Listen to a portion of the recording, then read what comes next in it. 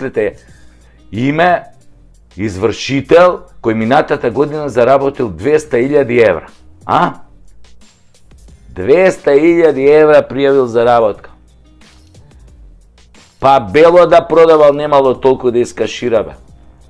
Па у своите најдобри денови Ескобар толку не кеширал, нели, у една година. И што да правиме? Власта нема да ги регулира. Власта е таква, самобендисана, злобна и нема допир со човечката мака.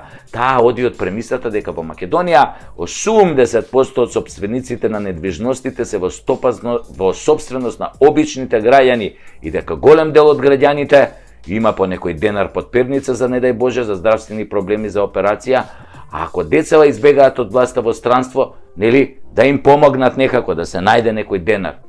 И така власта на извршителите им вели: